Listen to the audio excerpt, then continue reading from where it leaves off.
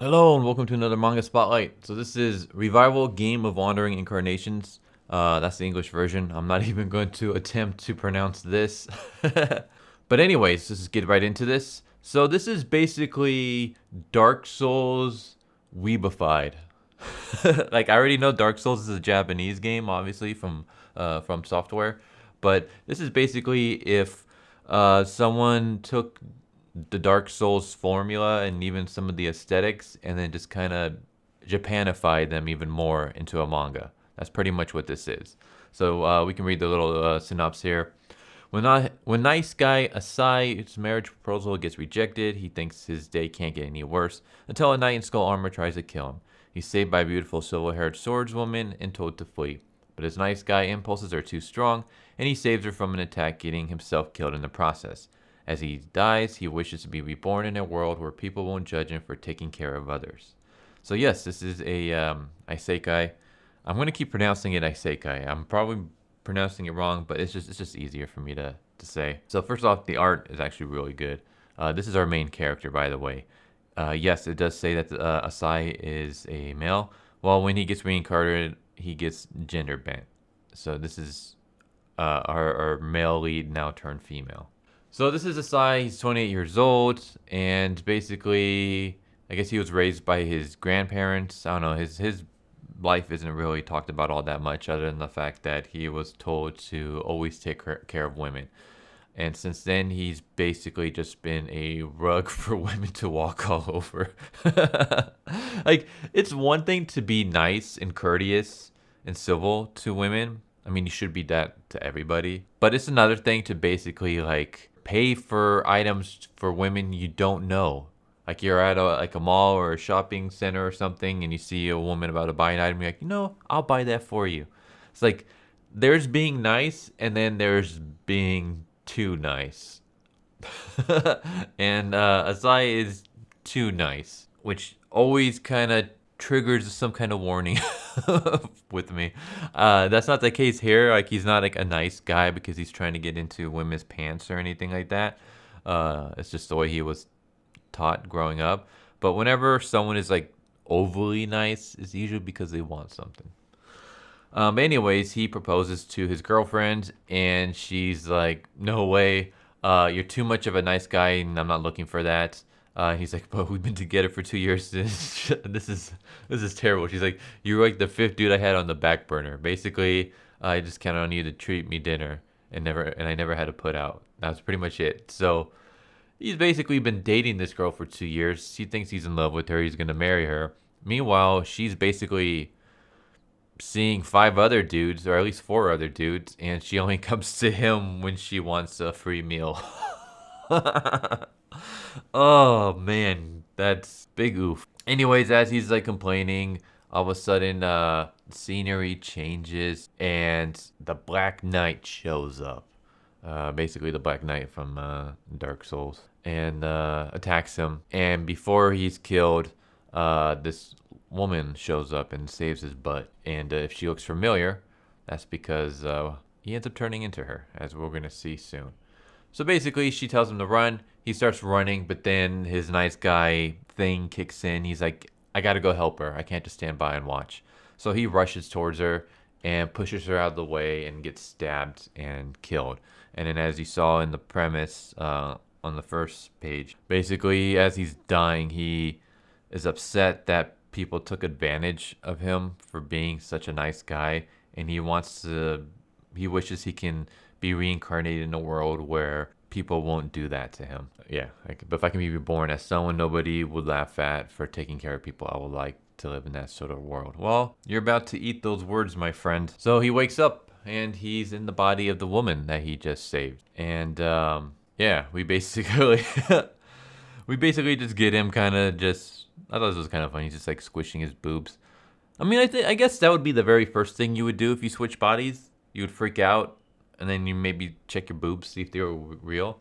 Can you imagine, like, if you were like a dude your whole life, and then all of a sudden you get killed, and then the next second you wake up and you're in the body of a woman, or if you were a woman your whole life and then you get killed and then you wake up and all of a sudden you're in the body of a dude. I don't know if they've never done a manga like this before. I'm probably sure they have. They've done mangas about basically everything. But if they haven't already, that would actually be a really good series. Like a psychological drama about someone waking up in the body of the opposite gender and how much that like fucks with them mentally. Like you've been a dude your whole life, you know, you're in your 20s and 30s, and all of a sudden you wake up and you're suddenly in the body of a woman. Like, can you imagine how that would like fuck with you?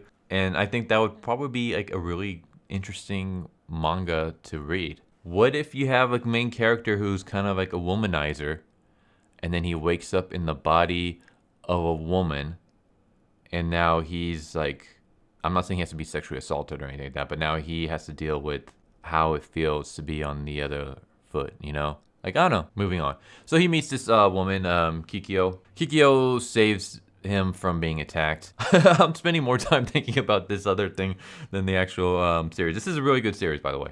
I'm just rambling, which I've been known to do constantly.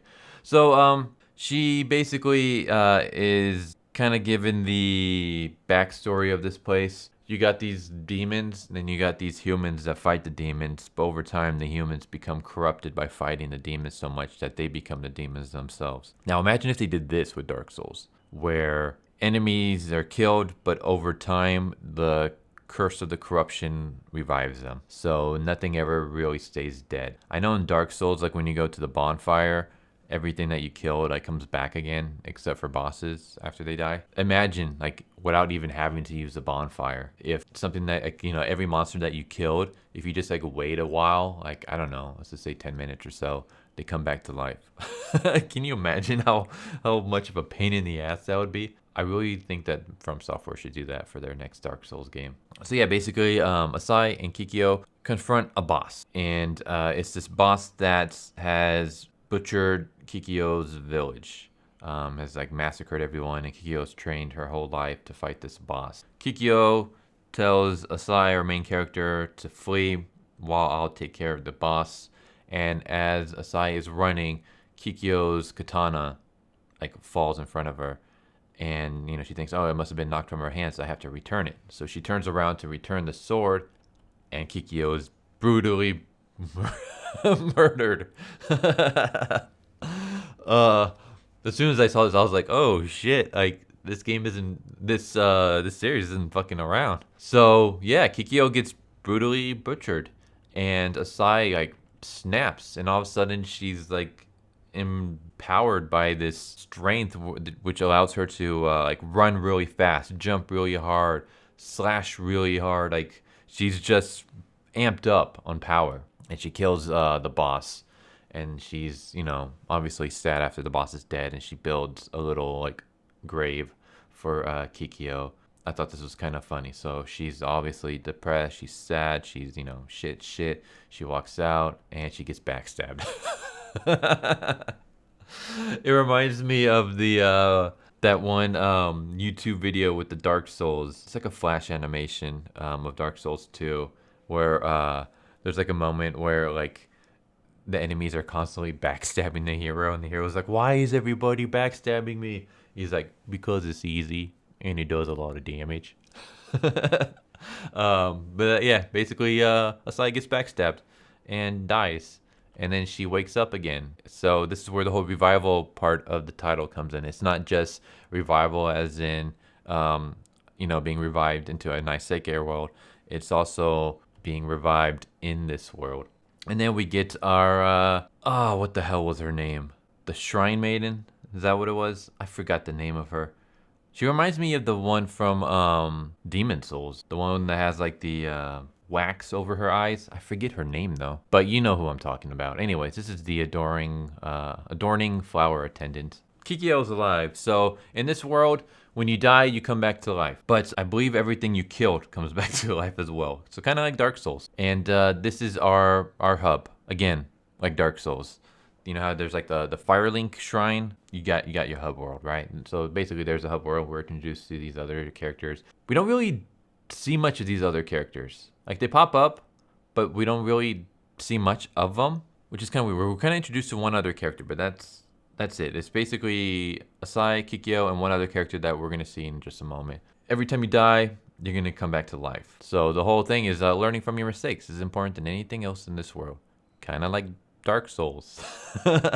Learn from your mistakes. So anyways, here's our other character that we're introduced with, and she basically becomes like one of the main characters along with these two. She kind of has like the whole tsundere thing going on. But yeah, we get some kind of funny moments where we have Asai uses her abilities. Like she, as we saw earlier, she can like jump really high. She has like a lot of strength and stuff like that. So we see her like basically one-shotting one of the demons. But she like jumps so high that she falls off a cliff and dies. And then she wakes up, and then she goes on another adventure, and we see this dude with a crossbow in the in the bushes, and he shoots her in the back of the head, and she dies again. And then we just get like a montage of her, like she dodges these arrows, but because she's dodging the arrows, she's not paying attention. She falls off another cliff. She gets backstabbed. She gets impaled. She gets debris dropped on her. She gets stabbed by a spear. Like she's just constantly dying. And she's like, oh man, why do I die so much?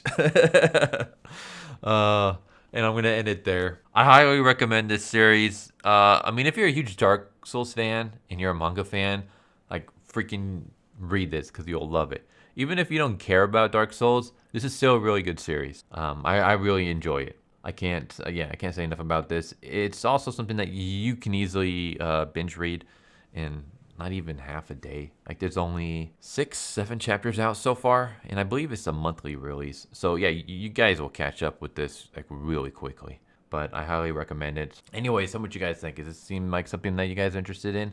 I hope you guys enjoyed the video. Thoughts on the series? Thoughts on the video? Any recommendations? I always ask if you guys have any manga recommendations, any comic book recommendations. Feel free to share them.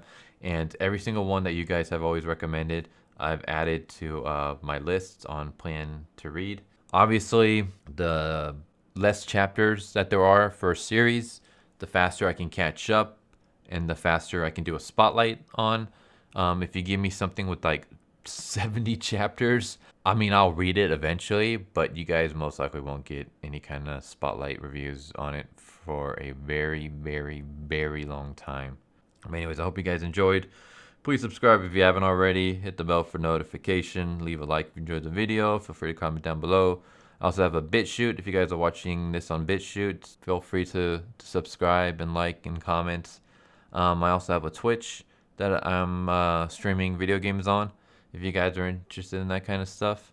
I stream every Mondays through Thursdays. And yeah, I hope you guys enjoy it, and I hope you guys have a good one. Later.